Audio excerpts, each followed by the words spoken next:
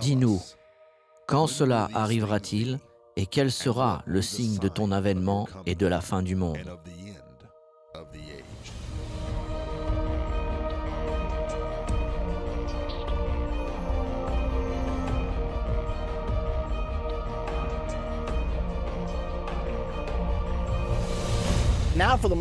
Aujourd'hui, nous allons parler de la leçon la plus importante de notre série Comprendre la fin des temps.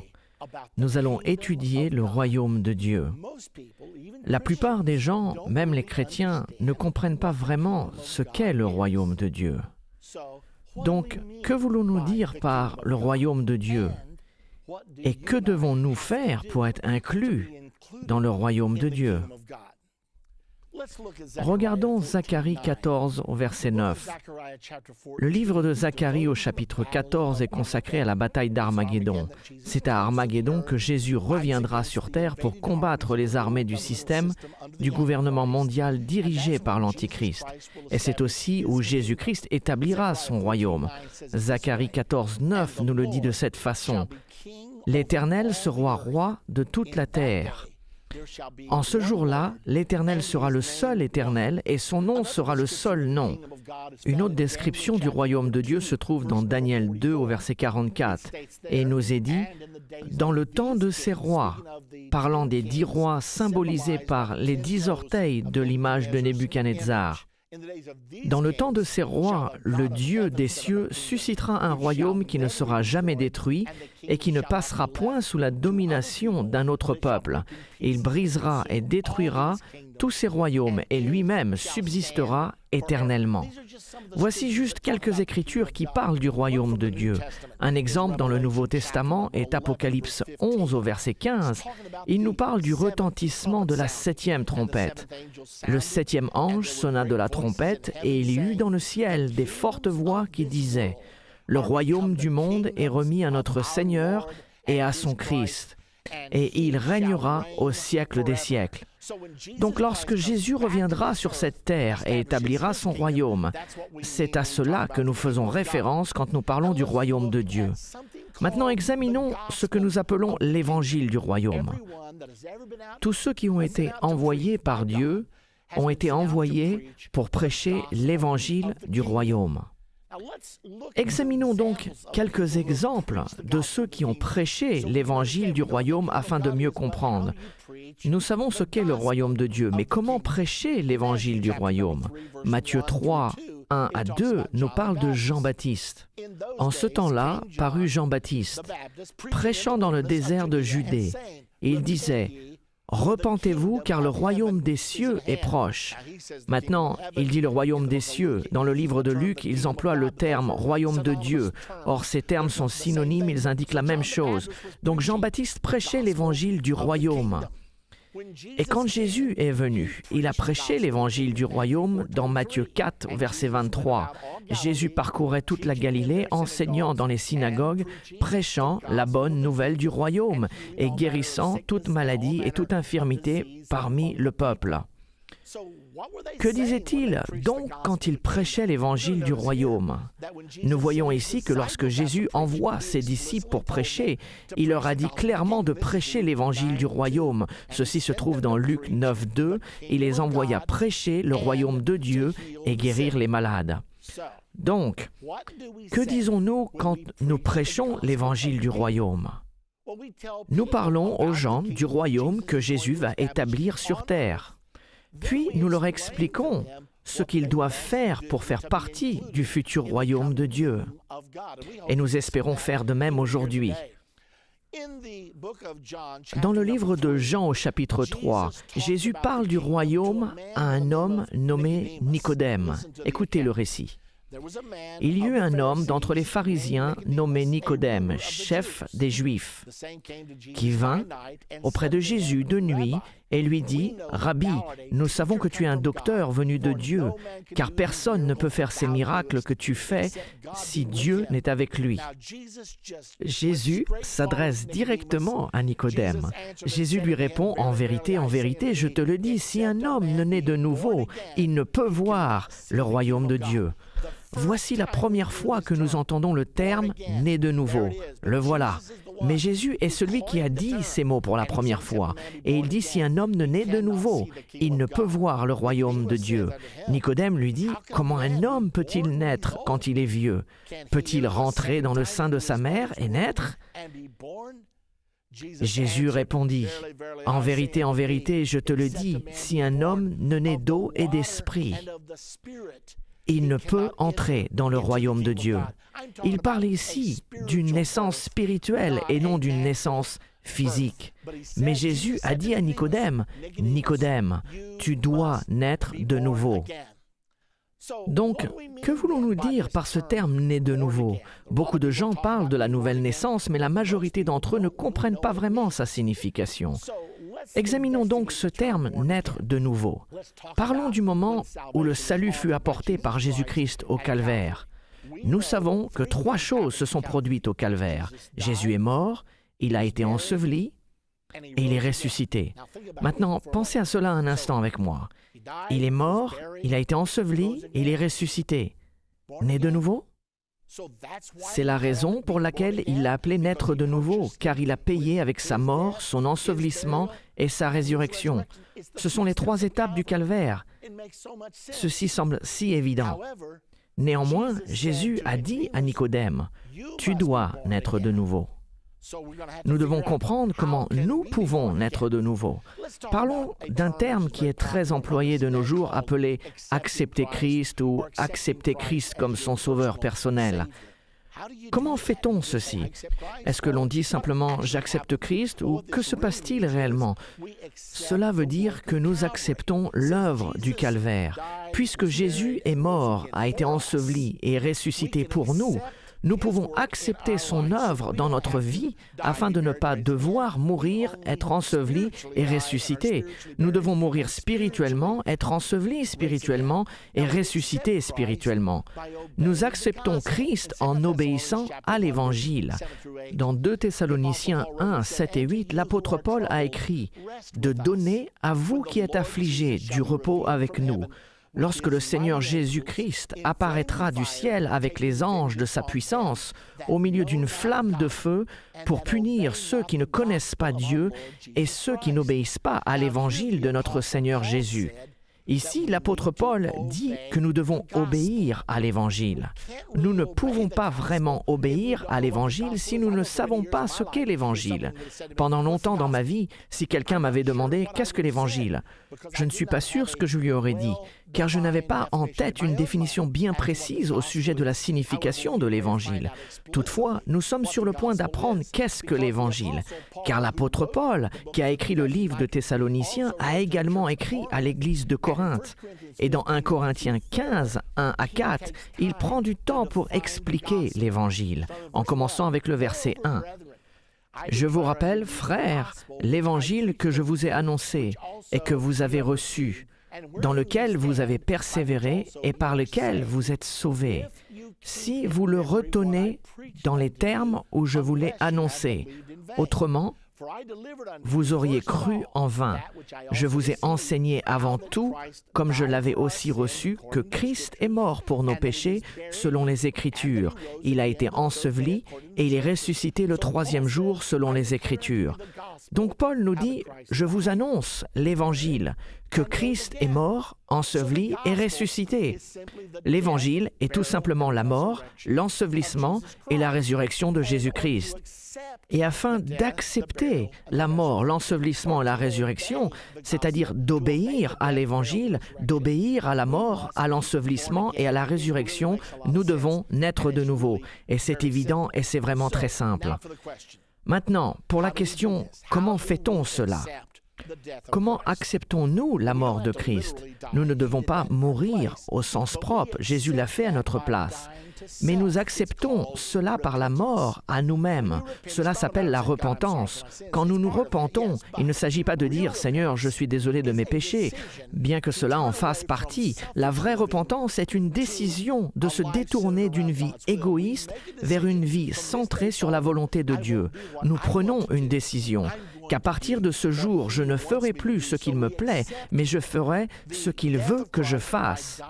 Donc nous acceptons la mort de Christ en mourant à nous-mêmes et en acceptant Jésus comme notre Seigneur. Nous disons dorénavant, je ne fais plus ce que je veux, je donne ma vie à Jésus-Christ et je veux accomplir sa volonté dans ma vie car je sais que c'est la raison pour laquelle j'ai été créé. C'est ce que l'on appelle la repentance, c'est la mort à soi-même. C'est alors que nous acceptons la mort de Jésus-Christ. Puis la Bible nous dit dans Romains 6, 4, « Nous avons donc été ensevelis avec lui par le baptême en sa mort, afin que comme Christ est ressuscité des morts par la gloire du Père, de même, nous aussi, nous marchions en nouveauté de vie. Donc si nous sommes ensevelis avec Christ, nous sommes ensevelis avec lui au travers du baptême. Voici la raison pour laquelle tous les baptêmes dans la Bible ont été faits par immersion. C'est un symbole de l'ensevelissement.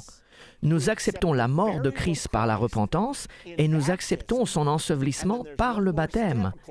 Et il y a une autre étape, selon la Bible. Romains 8, 11 nous parle d'accepter la puissance de la résurrection. Et si l'esprit de celui qui a ressuscité Jésus d'entre les morts habite en vous, celui qui a ressuscité Christ d'entre les morts rendra aussi la vie à vos corps mortels par son esprit qui habite en vous. Il parle du moment de sa deuxième venue, lorsque Jésus reviendra sur cette terre. Si l'esprit de Christ demeure en nous, il nous changera de mortels en immortels et nous serons enlevés pour rencontrer le Seigneur dans les airs. Donc, nous avons une mort spirituelle qui est la repentance, un ensevelissement spirituel qui est le baptême et la puissance de la résurrection spirituelle reçue dans notre vie qui est le Saint-Esprit. Et il y a également un autre passage qui peut nous aider à mieux comprendre. Il s'agit de 1 Jean 5, 7 et 8. Jean nous dit « Car il y en a 3 qui rendent témoignage, l'esprit, l'eau et le sang. Et les 3 sont d'accord. » Je me demande de quoi il s'agit, le sang, l'eau et l'esprit qui sont d'accord. Le sang couvre nos péchés quand nous nous repentons. L'eau est appliquée au travers du baptême. Nous sommes ensevelis dans l'eau quand nous sommes baptisés. Puis nous recevons l'Esprit quand nous recevons le don du Saint-Esprit. Ainsi, nous pouvons dire que ces 3, le sang, l'eau et l'Esprit, sont d'accord pour une chose. Quelle chose? La nouvelle naissance. L'apôtre Pierre, au jour de la Pentecôte, était d'accord avec ceci. Le jour de la Pentecôte, il a prêché aux gens qu'ils avaient rejeté leur Messie et ils avaient crucifié Jésus-Christ. Et à ce moment-là, tout Jérusalem était en effervescence de la nouvelle que Jésus était ressuscité des morts, et non seulement ressuscité, mais qu'il était monté au ciel. Ainsi, Pierre leur prêchait qu'ils avaient crucifié leur Messie, et ils se sentaient si coupables.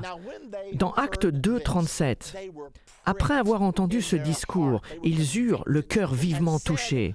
Ils étaient convaincus, et ils dirent à Pierre et aux autres apôtres, « Hommes frères, que ferons-nous » Maintenant, Pierre va leur donner la réponse. Il demande, « Que devons-nous faire pour être sauvés? Comment pouvons-nous rectifier cette terrible erreur » Le verset 38, Pierre leur dit, « Repentez-vous, et que chacun de vous soit baptisé au nom de Jésus-Christ pour le pardon de vos péchés, et vous recevrez le don du Saint-Esprit. » Qu'a donc fait Pierre? Il prêchait l'évangile du royaume, il prêchait la mort, l'ensevelissement et la résurrection. Il prêchait les 3 étapes de la nouvelle naissance: mourir, être enseveli et ressusciter.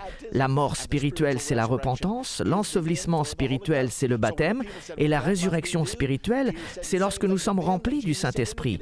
Donc quand les gens ont dit « Que devons-nous faire ?»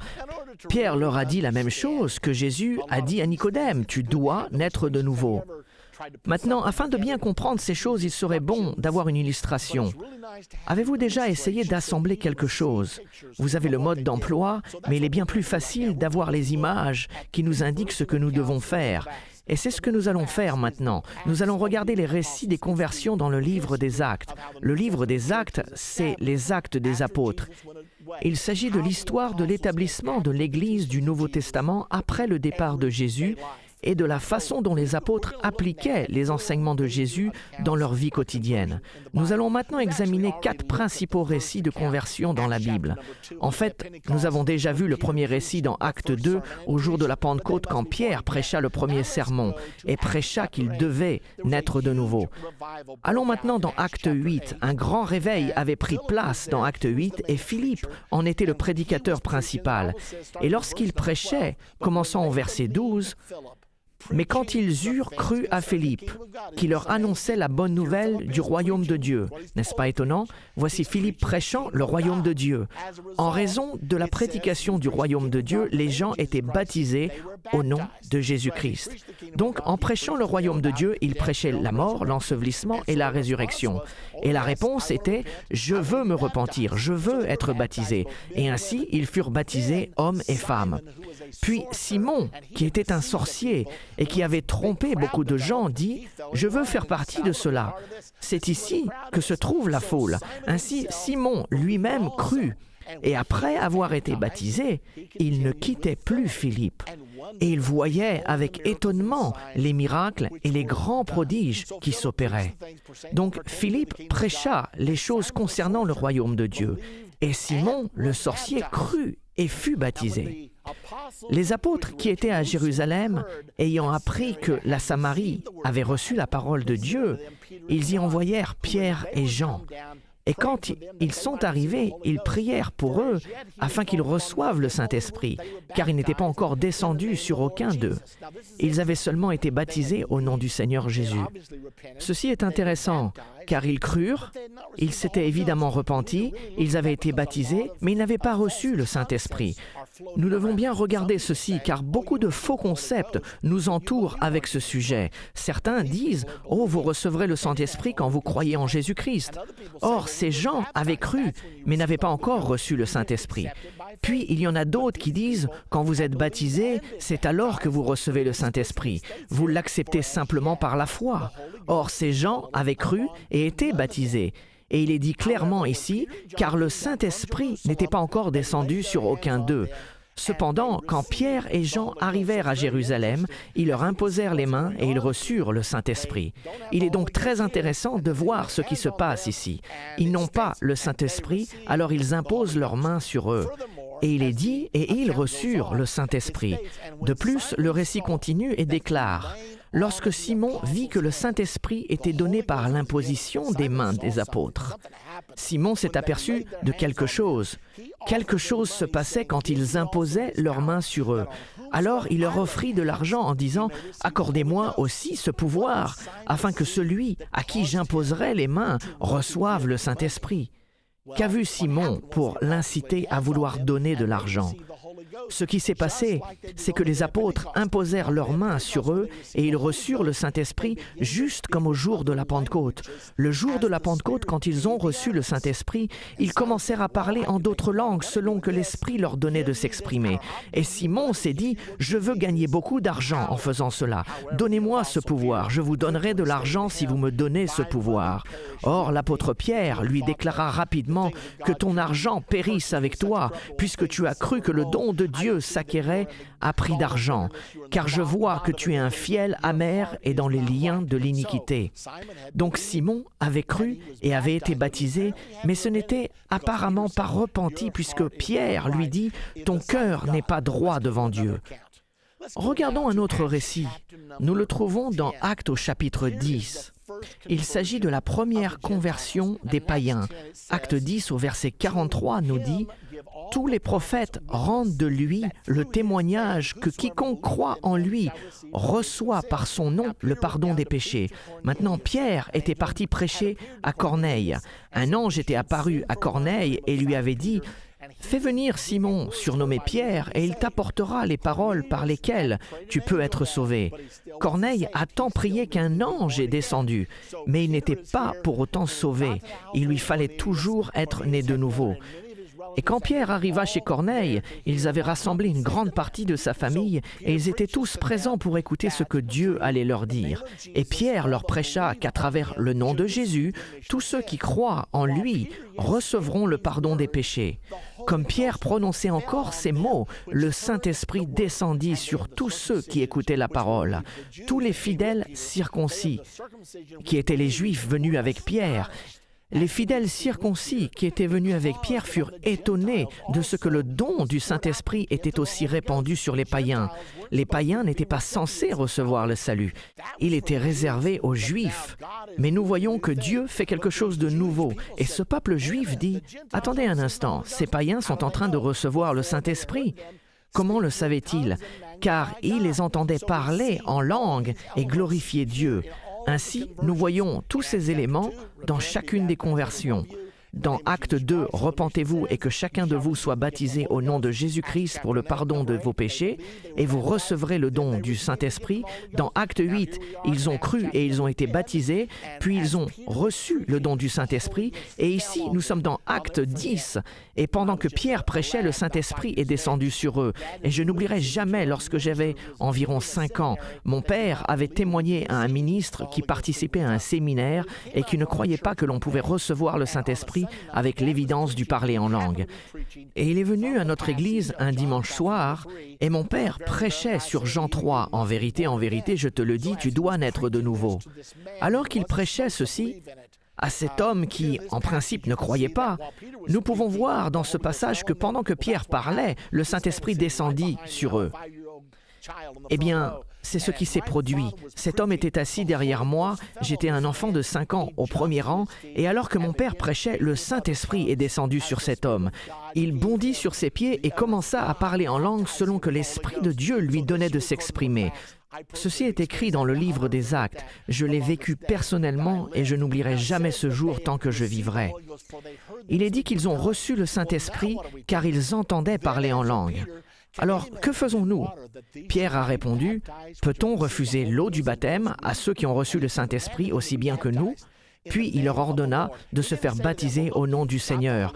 Il ne leur a pas dit « Vous avez déjà reçu le Saint-Esprit, donc il n'est pas nécessaire de vous faire baptiser. Ce n'est pas important. » Mais il leur a dit « Il y en a 3 qui rendent témoignage sur terre, le sang, l'eau et l'Esprit, et ces 3 sont d'accord. » Ils sont d'accord sur la nouvelle naissance, vous devez naître d'eau et d'esprit. Ainsi, l'apôtre Pierre leur ordonna de se faire baptiser au nom du Seigneur Jésus-Christ. Le dernier récit que nous allons regarder se trouve dans Acte 19.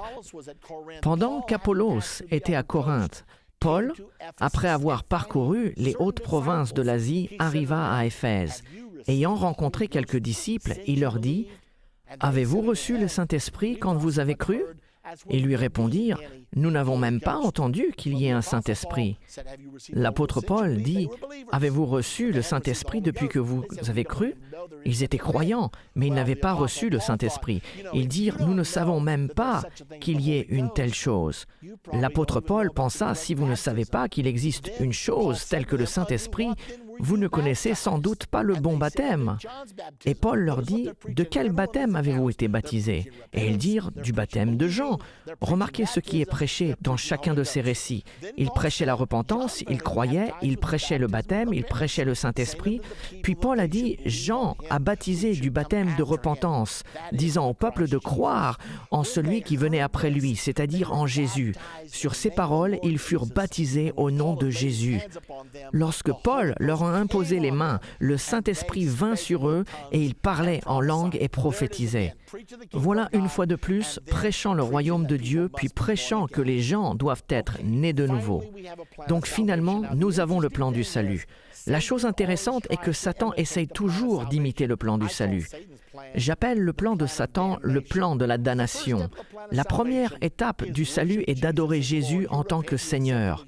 Vous vous repentez et vous l'acceptez comme Seigneur. La première étape du plan de la damnation, selon Apocalypse 13, 15, et que vous devez adorer la bête, l'Antichrist. La deuxième étape du plan du salut est d'accepter le nom de Jésus au travers du baptême. Eh bien, devinez la seconde étape de Satan, c'est d'accepter le nom de l'Antichrist. Apocalypse 13, 17 nous dit « Vous recevrez la marque de son nom ». La troisième étape du salut est d'être rempli du Saint-Esprit. Je me demande que sera la troisième étape du plan de la damnation. Probablement d'être rempli de l'esprit de Satan, d'être possédé par le démon. La chose la plus importante que je puisse vous dire, c'est de vous assurer d'être né de nouveau et de ne jamais avoir affaire à la marque de la bête et de ne prêter aucun serment au système du gouvernement mondial et à aucune personne. Assurez-vous que votre serment soit à Jésus-Christ et à lui seul. Maintenant, lorsqu'une personne est née de nouveau, elle devient une participante du royaume de Dieu. Dans notre prochaine partie de comprendre la fin des temps, nous verrons ce que signifie être dans le royaume de Dieu en ce moment et comment sera le règne des 1000 ans de Jésus-Christ sur la terre. Ce sera une leçon merveilleuse, le millénaire, le lion qui se couche avec l'agneau, et il y aura la paix sur terre et la bienveillance envers les hommes. Pas une seule guerre pendant 1000 ans. Je veux être là et j'en suis sûr qu'il en est de même pour vous.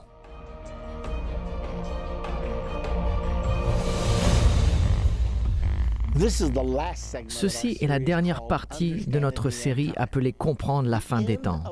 La fin de l'ère du gouvernement humain et le commencement du royaume de Dieu auront lieu à la bataille d'Armageddon. Examinons le récit biblique le plus détaillé d'Armageddon. Il se trouve dans le chapitre 16 d'Apocalypse, au verset 12 à 16. Le 6e versa sa coupe sur le grand fleuve, l'Euphrate, et son eau tarit pour préparer la voie aux rois qui viennent de l'Orient. Je vis sortir de la gueule du dragon, de la gueule de la bête et de la bouche du faux prophète 3 esprits impurs semblables à des grenouilles. Car ce sont des esprits de démons qui font des prodiges et qui vont vers les rois de toute la terre afin de les rassembler pour le combat du grand jour du Dieu Tout-Puissant. Maintenant, remarquez 2 choses. Premièrement, l'Euphrate sera desséché lorsque la 6e coupe sera versée. Cela facilitera ainsi l'invasion d'Israël par les rois de l'Est. Le fait que l'Euphrate soit desséché est une très grande prophétie, car l'Euphrate est la source d'eau principale du Moyen-Orient. Le 13 janvier 1990, l'Indianapolis Star a publié ce titre « La Turquie va interrompre le flot de l'Euphrate pendant 1 mois ». Ce qui s'est passé, c'est que la Turquie avait construit le grand barrage d'Atatürk et il leur fallait remplir leur réservoir. Quand le barrage a été achevé, le flot de l'Euphrate a été interrompu pendant 30 jours. Qu'est-ce que cela veut dire? Cela veut dire que cette prophétie âgée de 2000 ans ne peut être réalisée qu'à partir de 1990. À l'heure où je vous parle, la Turquie a le moyen de lever ce barrage et d'arrêter le flot de l'Euphrate. La Bible prédit que l'Euphrate sera desséché pour permettre aux rois de l'Est d'envahir Israël. Ce passage indique également qu'il y aura 3 esprits semblables à des grenouilles sortant de la bouche du dragon, de la bête et du faux prophète. Et ce sont des esprits de démons rassemblant les rois de la terre pour attaquer Israël à la bataille d'Armageddon. La prophétie continue au verset 15. Je l'appelle l'avertissement de la dernière minute. Voici, je viens comme un voleur. Heureux celui qui veille et qui garde ses vêtements, afin qu'il ne marche pas nu et qu'on ne voit pas sa honte. Donc, Dieu est en train de nous dire, je vais revenir, tenez-vous prêts. Ne vous souillez pas, ne vous endormez pas dans ce moment critique. Puis le verset 16 nous dit « Ils les rassemblèrent dans le lieu appelé en hébreu Armageddon ». Ce passage est le seul dans la Bible où le mot Armageddon est employé. Le terme Armageddon est dérivé de 2 mots, Ar, Megiddo, ou mont du Megiddo. La ville de Megiddo est située sur la colline qui surplombe la plaine de Megiddo, aussi connue comme la vallée de Jezreel. Environ 11 km de large, 24 km de long, et c'est à cet endroit que la bataille d'Armageddon d'Armageddon commencera pour s'achever environ 250 km plus loin vers le sud au port de Jérusalem. Un autre récit d'Armageddon est donné dans Zacharie au chapitre 14 et il le raconte un peu différemment. « Je rassemblerai toutes les nations pour qu'elles attaquent Jérusalem. » Maintenant, rappelez-vous que dans Apocalypse, il est dit « Les esprits des démons rassembleront les nations pour le combat. » Ici, Dieu dit « Je le ferai ». S'agit-il d'une contradiction? Non. Dieu se sert de Satan pour ses propres desseins. Donc les nations du monde seront persuadées d'exécuter cet acte malveillant qui consiste à combattre Israël. Et Jérusalem sera prise, les maisons seront pillées, les femmes violées, la moitié de la ville ira en captivité durant la bataille d'Armageddon. Et le reste du peuple ne sera pas exterminé de la ville. Est-ce que vous pouvez imaginer cela?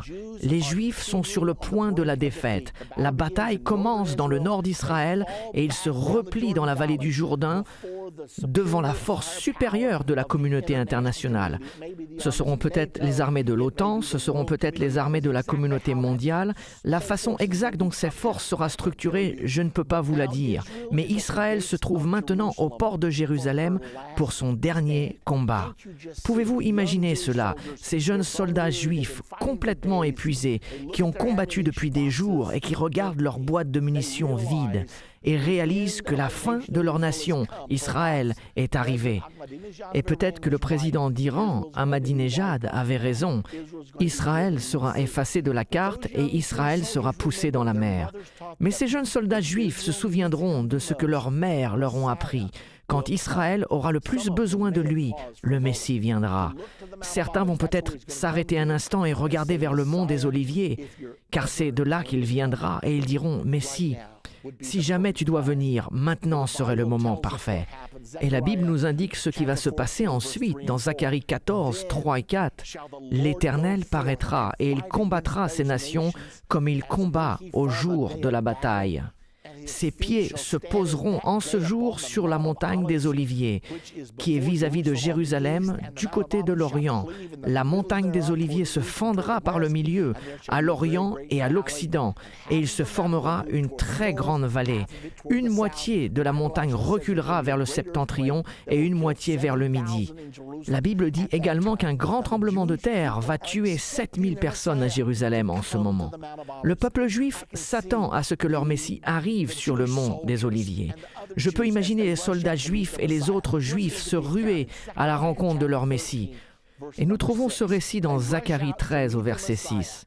Ils se précipiteront pour rencontrer leur Messie. Les armes deviendront silencieuses. L'armée internationale sera stupéfaite par la scène qui se déroulera sous ses yeux. La venue de Jésus-Christ du ciel avec ses armées. Les Juifs se ruant à la rencontre de leur Messie. Ils se prosternent devant lui pour l'adorer. Et j'aperçois un jeune soldat juif. Il regarde les pieds du Messie et il voit les cicatrices sur ses pieds. Et Jésus lui tend les mains et il remarque une cicatrice dans sa main. Et le soldat lui dit « Messie, comment as-tu reçu ces blessures ?» Et Jésus dit dans Zacharie 13, 6, « D'où viennent ces blessures que tu as aux mains ?» Il répondra « C'est dans la maison de ceux qui m'aimaient que je les ai reçues. » Et tout à coup, 2000 ans d'aveuglement spirituel s'enlèveront de l'esprit juif et ils s'écrieront « Tu es donc Jésus? Oh, Messie, nous avons été si aveugles, nous avons été si arrogants, si fiers. Pourrais-tu nous pardonner? Est-ce que vous savez ce qui se passe quand quelqu'un demande à Jésus de lui pardonner? Pour ma part, je le sais, il les pardonne. Maintenant, continuons, et cette même scène se trouve dans le chapitre précédent, Zacharie 12, verset 10. Écoutez ce qui est dit. « Alors je répandrai sur la maison de David et sur les habitants de Jérusalem un esprit de grâce et de supplication, et ils tourneront les regards vers moi, celui qu'ils ont percé, qu'ils ont crucifié, et ils pleureront amèrement sur lui comme on pleure sur un premier-né. » Donc les Juifs pleureront à cause de leur rejet de leur Messie. Et c'est alors que le millénaire commencera, les 1000 ans de paix. Daniel en a parlé dans Daniel 7 au verset 9. « Je regardais, pendant que l'on plaçait des trônes. Et l'Ancien des jours s'assit. Les trônes des gouvernements humains seront mis de côté. Tous les gouvernements seront suspendus et Jésus sera couronné roi des rois et seigneur des seigneurs. Daniel 7, 27 nous en dit un peu plus. Le règne, la domination et la grandeur de tous les royaumes qui sont sous les cieux seront donnés au peuple des saints du Très-Haut. Son règne est un règne éternel et tous les dominateurs le serviront et lui obéiront. Ainsi, le royaume sera donné aux saints, ceux qui sont nés de nouveau et qui ont été enlevés pour rencontrer le Seigneur dans les airs. Ils vont gouverner et régner comme rois et sacrificateurs avec Jésus-Christ.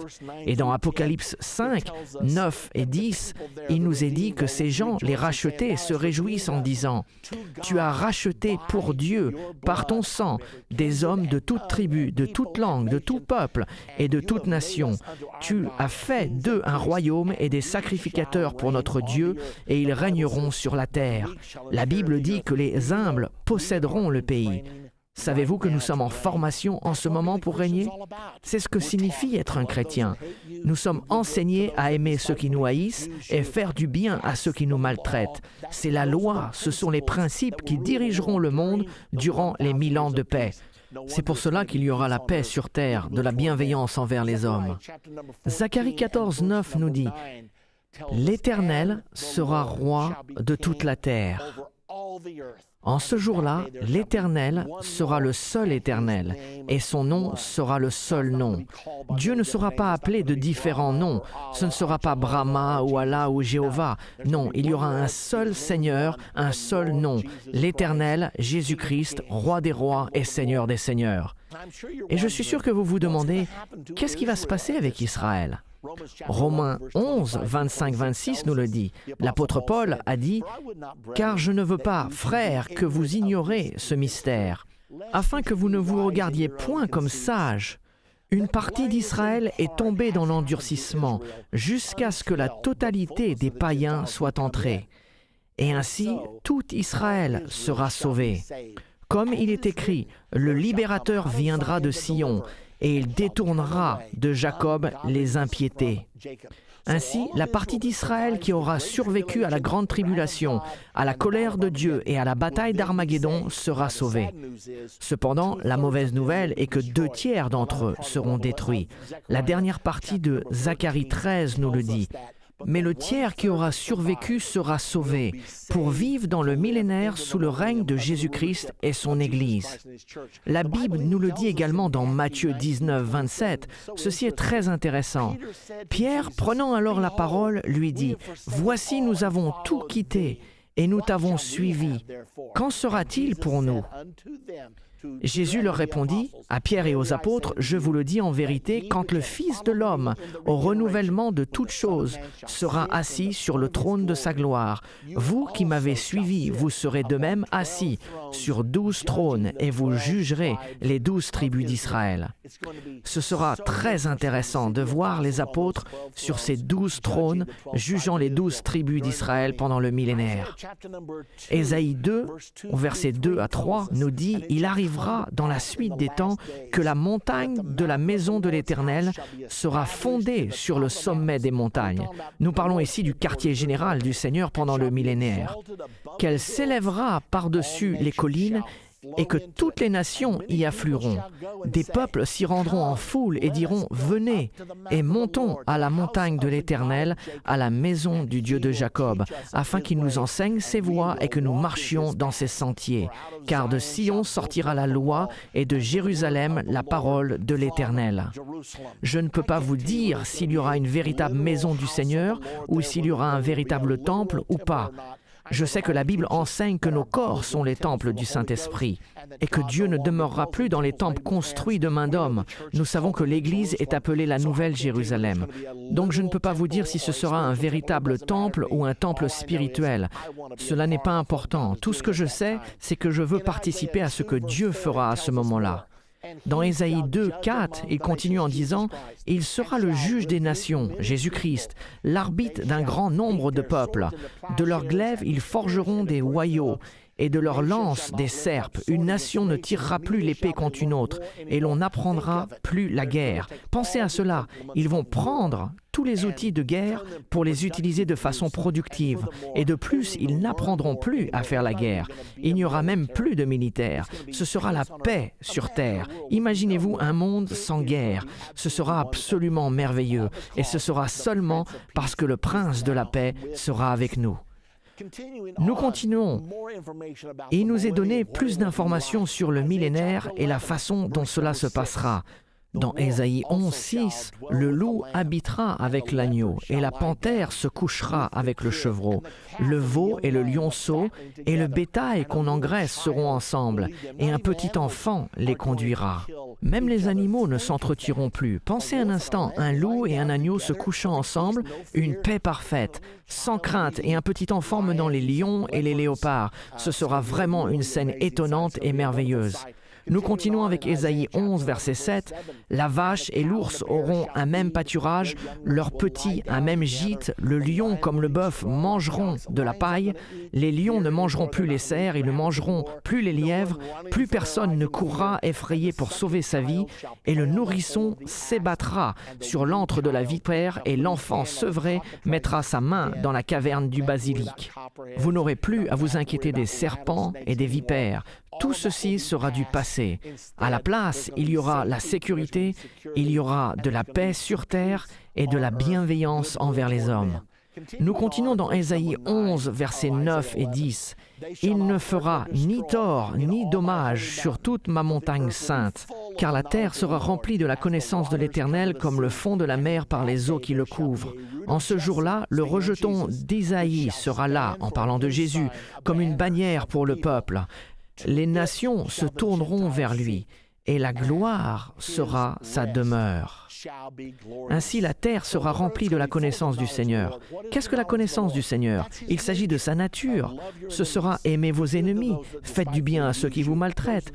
Tels seront les principes qui gouverneront le monde entier du royaume de Dieu à venir. La terre sera en paix, et la paix de Dieu, selon la Bible, sera glorieuse.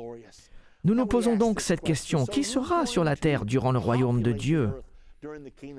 Il y a une réponse qui se trouve dans la Bible. Dans Daniel au chapitre 7, souvenez-vous qu'il s'agit de la prophétie sur les nations qui seront sur terre au moment de la seconde venue. Dans Daniel 7 au verset 11, il nous est dit « Et tandis que je regardais, l'animal fut tué et son corps fut détruit, livré au feu pour être brûlé. » Puis il dit « Les autres animaux ». Souvenez-vous que les animaux symbolisent des nations. Quant au reste des nations, leur domination fut enlevée. Elles ne furent plus autorisées à gouverner par elles-mêmes. Cependant, leur vie continue dans le millénaire, sous le règne de Jésus et de son Église, pour une saison et un temps. Ainsi, la Grande-Bretagne, les États-Unis, 1/6 de la Russie, ainsi que les autres nations mentionnées dans Daniel 7, vivront dans le millénaire. Pourquoi est-ce que je dis 1/6 de la Russie? Parce que dans Ézéchiel 39, il nous est dit que 5/6 de la Russie seront détruits. Qu'il s'agisse de 5/6 de l'armée russe ou 5/6 de la nation entière de la Russie, je ne sais pas. Mais ce sera sa pénalité d'avoir mené une attaque contre Israël à la bataille d'Armageddon. Il y aura aussi la possibilité que les enfants ne soient pas tenus responsables des décisions de leurs parents. Jadis, quand Israël avait refusé d'entrer dans la terre promise dans l'Ancien Testament, tous ceux en dessous de 20 ans n'avaient pas été tenus responsables pour les décisions de leurs parents et il leur fut permis d'entrer dans la terre promise. Serait-il possible que tous les jeunes de moins de 20 ans soient autorisés une fois de plus d'y entrer? Je ne sais pas avec certitude, mais j'ai vérifié et il y a presque 2 milliards de personnes en dessous de 20 ans sur Terre en ce moment. Donc, il y aura assez de monde pour peupler la Terre durant le millénaire. La Bible nous dit dans Ésaïe 65, 20 que la longévité de la vie sera rallongée comme au commencement des temps. Et il est dit dans Ésaïe 65, 20, « Car celui qui mourra à 100 ans sera jeune. » Pouvez-vous imaginer aller à des obsèques? Car il y aura des obsèques pendant le millénaire, il y aura toujours des mortels sur Terre. Pouvez-vous donc imaginer allant aux obsèques et dire « Quel âge avait-il? Oh, il avait 100 ans. Oh, c'était juste un enfant. Il était si jeune. » Car les gens vivront de nouveau une longue vie. Souvenez-vous que Méthusela a vécu 969 ans. et Adam environ 900 ans, et ce sera ainsi durant le millénaire du règne de Jésus-Christ. Il y a une autre chose à laquelle j'aime penser. La Bible nous enseigne que Satan sera lié durant la totalité des 1000 ans. Pouvez-vous imaginer un monde sans le diable? Ce sera des moments merveilleux. La majorité des gens aujourd'hui servent Satan car il est le Dieu de cette ère. Mais quand il sera lié, la majorité des gens serviront Dieu à la place. Ce sera donc un temps merveilleux durant le millénaire. Mais que se passera-t-il après les 1000 ans de paix? Apocalypse 20, versets 7 et 8 nous le dit. Quand les 1000 ans seront accomplis, Satan sera relâché de sa prison et il sortira pour séduire les nations qui sont aux 4 coins de la terre, Gog et Magog, afin de les rassembler pour la guerre. Leur nombre est comme le sable de la mer. Ainsi, Satan est libéré. Il sort une fois de plus pour répandre sa séduction.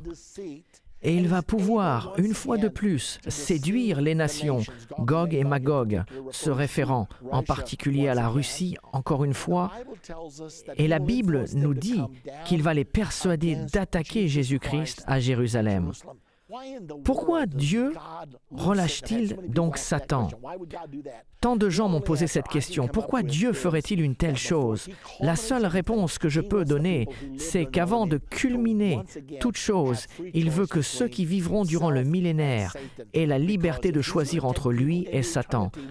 Car s'il amène les gens dans l'éternité pour avoir la vie éternelle, il veut s'assurer qu'ils l'ont choisi selon leur propre volonté. Je pense que c'est la raison pour laquelle cela va se passer de cette façon. Puis au chapitre 20 et au verset 9, quand les armées de Gog et Magog s'attaqueront à Jésus-Christ, la Bible nous dit « Ils montèrent à la surface de la terre et ils investirent le camp des saints et la ville bien-aimée, Jérusalem. Mais un feu descendit du ciel et les dévora. Dieu dira, c'en est assez, je n'en peux plus. Et les ennemis de Jésus-Christ seront consumés par le feu du ciel. La Bible dit au verset 10 du chapitre 20, « Et le diable qui les séduisait fut jeté dans les temps de feu et de soufre, où sont la bête et le faux prophète. Ils seront tourmentés jour et nuit au siècle des siècles. » Ainsi, Satan va rejoindre l'Antichrist et le faux prophète. Rappelez-vous qu'ils ont été jetés dans les temps de feu 1000 ans auparavant. Et maintenant, Satan va les rejoindre. Et la Bible dit, ils seront tourmentés jour et nuit au siècle des siècles. Ensuite, la Bible nous dit au verset 11 et 12 au sujet du jugement du grand trône blanc. « Puis je vis un grand trône blanc et celui qui était assis dessus. La terre et le ciel s'enfuirent devant sa face, et il ne fut plus trouvé de place pour eux. Et je vis les morts, les grands et les petits qui se tenaient devant le trône. Des livres furent ouverts, et un autre livre fut ouvert, celui qui est le livre de vie. Et les morts furent jugés selon leur œuvre, d'après ce qui est écrit dans ces livres. Tous ceux qui ne faisaient pas partie de l'enlèvement et qui n'ont pas reçu la vie éternelle vont paraître devant ce grand trône blanc du jugement. Et c'est là qu'ils seront jugés selon leurs œuvres. Je ne sais pas exactement comment ce jugement sera, mais je sais qu'il sera juste, car Dieu, qui est assis sur le trône et qui sait tout, prononcera le jugement parfait sur tout et décidera ainsi la destination éternelle de tout le monde à ce moment. Je suis ravi que ce ne soit pas mon travail, mais le sien. Et finalement, dans Apocalypse 20, 13, la mer rendit les morts qui étaient en elle. La mort et le séjour des morts rendirent les morts qui étaient en eux, et chacun fut jugé selon ses œuvres. Puis la mort et le séjour des morts furent jetés dans l'étang de feu. C'est la seconde mort, l'étang de feu. Quiconque ne fut pas trouvé écrit dans le livre de vie fut jeté dans l'étang de feu. Souvenez-vous dans Apocalypse 20, au versets 4 et 6, « Heureux et saints ceux qui ont part à la première résurrection. Ceux-là sont ceux qui ont été enlevés. La seconde mort n'a point de pouvoir sur eux. Cela va être si bien. Quoi que vous fassiez, soyez sûrs de vous trouver dans la première résurrection. Ainsi, vous ne devrez pas paraître devant le grand trône blanc du jugement. Tout cela aura déjà été établi. Vous aurez reçu la vie éternelle 1000 ans auparavant. » La Bible nous dit ce qui se passera après le jugement du grand trône blanc. Que se passe-t-il? Éphésiens 3, au verset 21, nous le dit. « À lui soit la gloire dans l'Église et en Jésus-Christ. » dans toutes les générations, au siècle des siècles. Qu'est-ce qui se trouve au-delà de l'existence humaine? Nous savons que lorsque le feu descendra du ciel, il consumera les mortels. Cela sera la fin de l'humanité telle que nous la connaissons. L'expérience humaine sera terminée. Le peuple de Dieu deviendra son épouse et gouvernera et régnera avec lui durant le millénaire. Mais pas seulement durant le millénaire, car Dieu a de grands projets.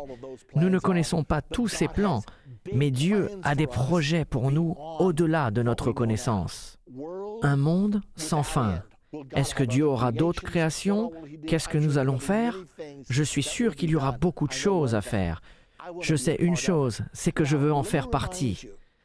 Maintenant, permettez-moi de vous rappeler, si vous voulez faire partie du royaume de Dieu, Jésus-Christ l'a dit lui-même, si un homme ne naît de nouveau, il ne peut voir le royaume de Dieu.